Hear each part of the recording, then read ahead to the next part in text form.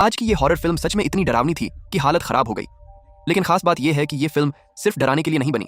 Director ने इसकी कहानी को बेहद स्मार्ट तरीके से डिजाइन किया है। इसमें ऐसे ऐसे ट्विस्ट्स हैं कि आप कुछ भी प्रिडिक्ट नहीं कर पाते।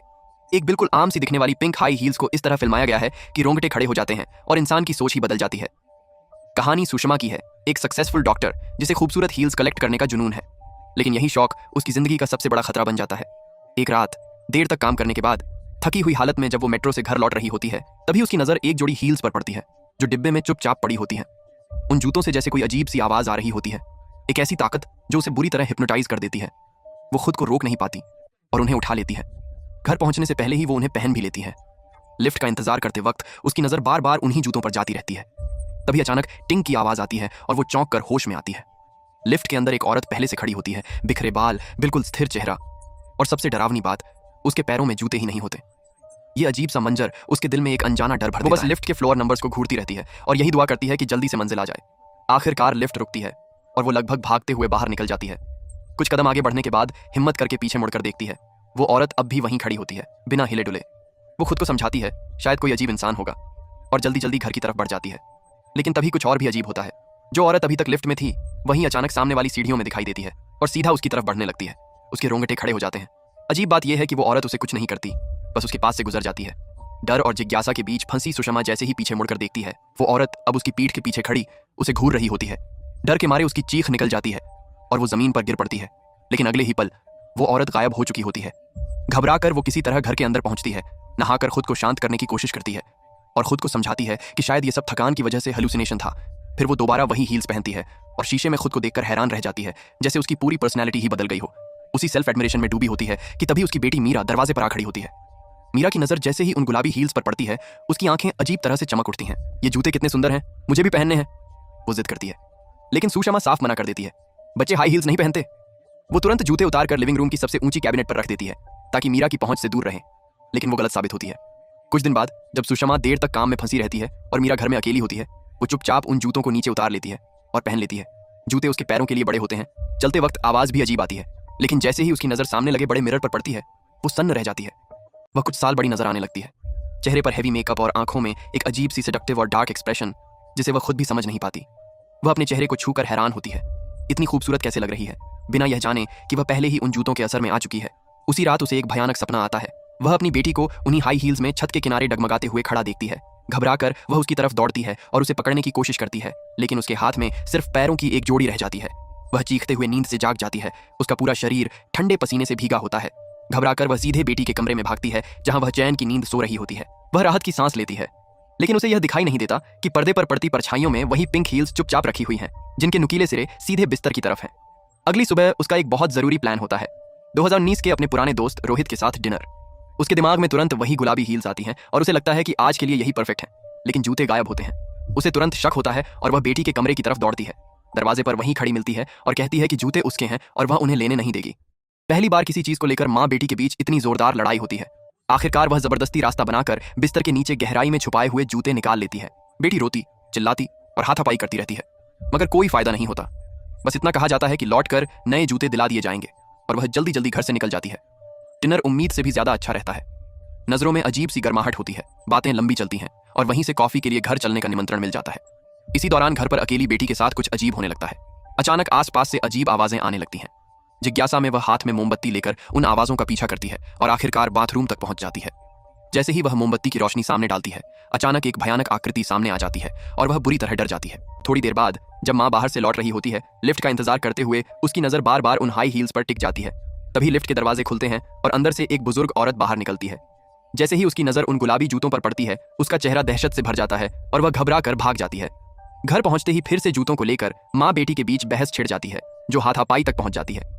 तभी उसकी करीबी दोस्त अचानक घर आ जाती है और माहौल टूट जाता है। मौका पाते ही बेटी जूते छीनकर कमरे में भाग जाती है। दोस्त मजाक में ताना मारती है कि इतनी बड़ी होकर भी जूतों के लिए लड़ रही है। वह ज्यादा सफाई नहीं देती, बस इतना कहती है कि अभी थोड़ी देर में आकर फ्रेश हो जाएगी। लेकिन किसी ने नहीं सोचा था कि उसी वक्त उसकी दोस्त चुपके से बेटी के कमरे में घुस जाएगी। उसकी नजर लालच से उन हील्स पर टिक जाती है। असल में जूते देखते ही उसे उनसे ऑब्सेशन हो गया था। बिना कुछ सोचे समझे वह बच्ची को जोर से धक्का देकर जमीन पर गिरा देती है और जूते छीनकर भाग निकलती है। जूते पहनकर वह बाहर निकलती है। रास्ते में एक ब्राइडल शॉप के सामने से गुजरते हुए शोकेस में टंगी एक सफेद वेडिंग ड्रेस उसे अपनी तरफ खींच लेती है। जैसे किसी सम्मोहन में वह उसकी ओर बढ़ने लगती है। चली जाती है और ध्यान से देखने लगती है। तभी अचानक ठंडी हवा का झोंका आता है और वह सिहर उठती है। अगले ही पल एक डरावना मंजर सामने आता है। एक छोटी बच्ची उसके सामने खड़ी उसे घूर रही होती है, लेकिन पलक झपकते ही गायब हो जाती है। वह घबराकर चारों तरफ देखने लगती है। तभी पीछे से एक हाथ अचानक उसके सिर को पकड़ लेता है और बेरहमी से उसकी आंखें नोच लेता है।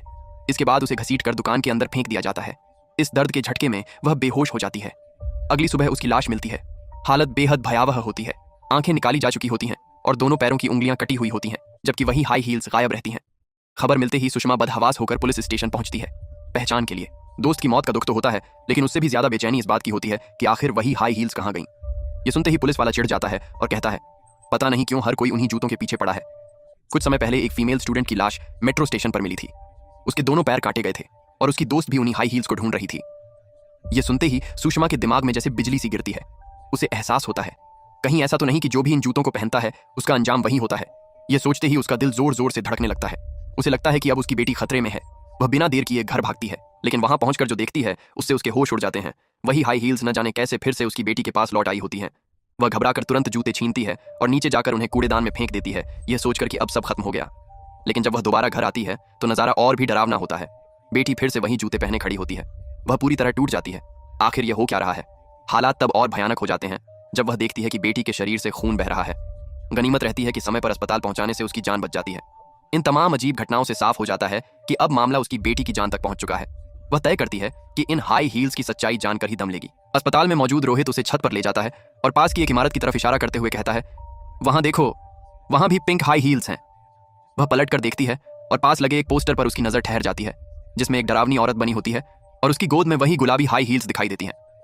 वह सोचने लगती है, इन जूतों और उस औरत के बीच क्या कनेक्शन हो सकता है। तभी अचानक आसमान से खून की बारिश होने लगती है। उसी पल उसे एहसास होता है, रिश्ता हो या ना हो, सच जानना जरूरी है। हॉस्टल के सुराग के सहारे वे लोग उस एडवर्टाइजिंग कंपनी तक पहुंचते हैं, जहां से पता चलता है कि यह तस्वीर कंपनी के एक कर्मचारी को ऑनलाइन कहीं मिली थी।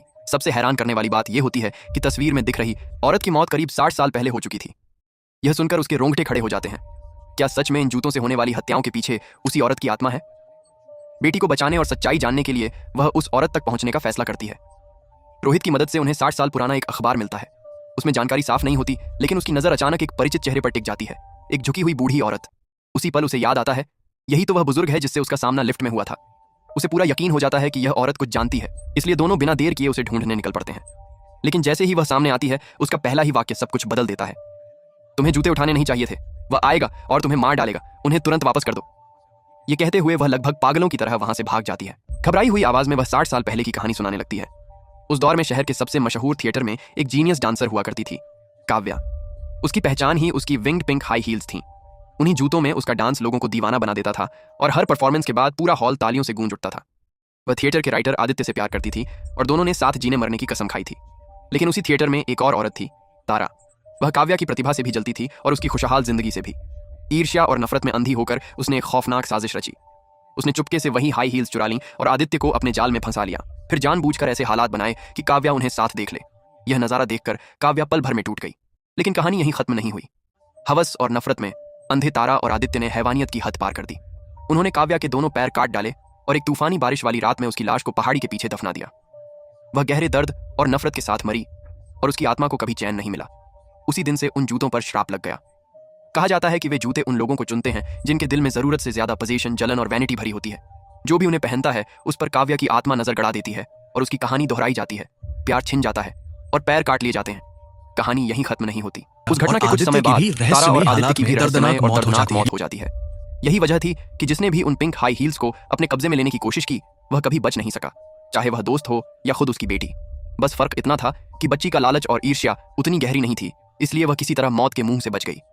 सच्चाई सामने आने के बाद वह पहाड़ी तक पहुंचती है जहां काव्या को दफनाया गया था। बेटी को साथ लेकर वह पूरे दिल से माफी मांगती है। उसे लगता है कि अब सब कुछ ठीक हो गया है। लेकिन उसी रात घर लौटते ही उसका व्यवहार अचानक बदल जाता है। आंखों में आंसू होते हैं, मगर उनमें दर्द नहीं, बल्कि गहरी नफरत भरी होती है। ये देखकर बच्ची डर जाती है और अपनी जान बचाने के लिए भागती है। वह उसके पीछे पागलों की तरह दौड़ पड़ती है। भागते भागते दोनों मेट्रो स्टेशन तक पहुंच जाते हैं। प्लेटफॉर्म के आखिरी सिरे पर फंसी बच्ची के पास कोई रास्ता नहीं बचता।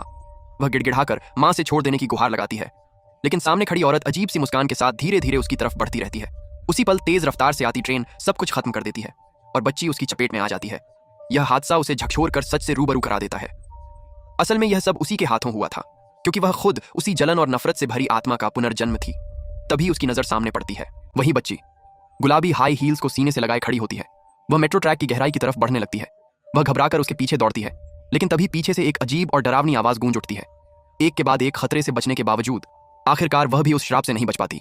उसकी जिंदगी भी वहीं खत्म हो जाती है। और इससे भी ज्यादा खौफनाक बात, आखिरी दृश्य में वही बच्ची जो मर चुकी थी, पिंक हाई हील्स पहनकर भारी मेकअप में रहस्यमय अंदाज में कमरे के अंदर नाचती दिखाई देती है। मूवी यहीं खत्म होती है। अगर वीडियो अच्छा लगा हो तो लाइक एंड सब्सक्राइब जरूर करना। फिर मिलते एक और नई वीडियो के साथ।